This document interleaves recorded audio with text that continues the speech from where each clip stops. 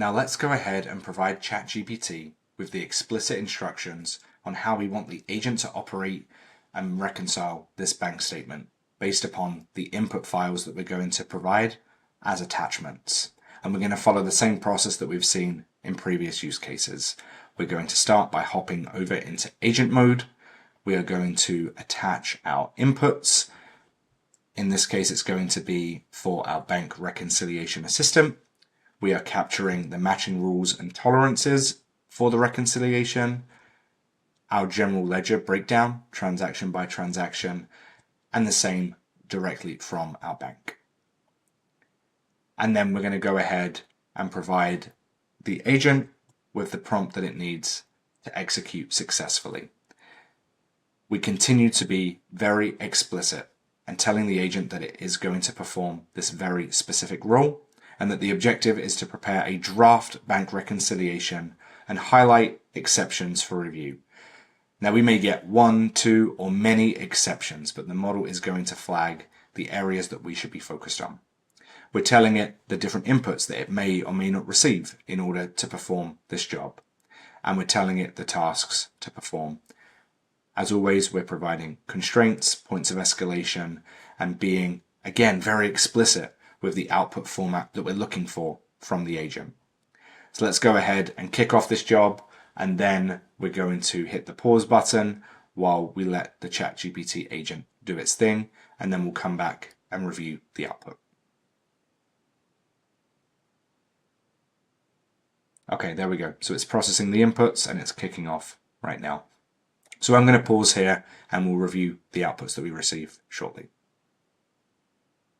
All right, welcome back. I'm not going to lie, this one took a little longer to process than I had anticipated.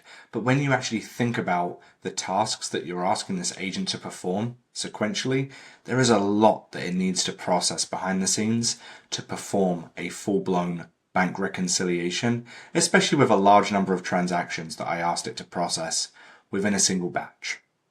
So it performs the summary here and it's calling out that it reconciled 120 transactions on the bank statement compared to only 98 within the general ledger. It confirmed that it used the various matching rules that we had asked it to use, and it gives a summary here of the transactions and their values and the rules that applied to each and the amounts that hit and triggered those values. It called out some key observations in terms of straight matches that it was able to connect one-to-one, which was 97 of the 98 matches that it found. And then it flags the exceptions, and it's categorized, I think, pretty much all of them as errors.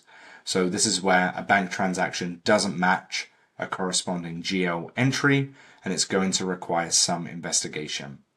It does call out that there are some bulk customer payments that have no corresponding GL entries, so we'll want to dig into there, and it looks like we have something similar on the vendor side. What I love here is that it's telling us, go ahead and investigate these specific areas further. So instead of manually performing this reconciliation and then figuring out the areas where I need to dive in and do more research, I'm getting that direction here directly from the model.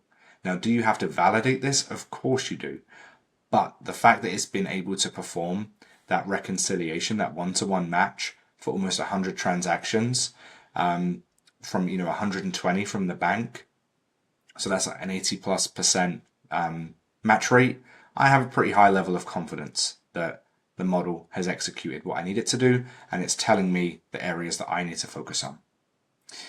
What I think when it comes to bank reconciliations, this is really going to be a great option for companies that are not performing their bank reconciliations directly within their ERP or TMS.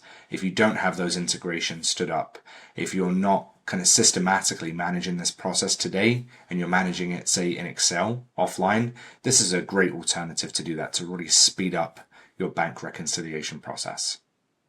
Now, before I go ahead and wrap up Chapter 6, there are some additional use cases that I want you to consider. So let's go ahead and take a look at those.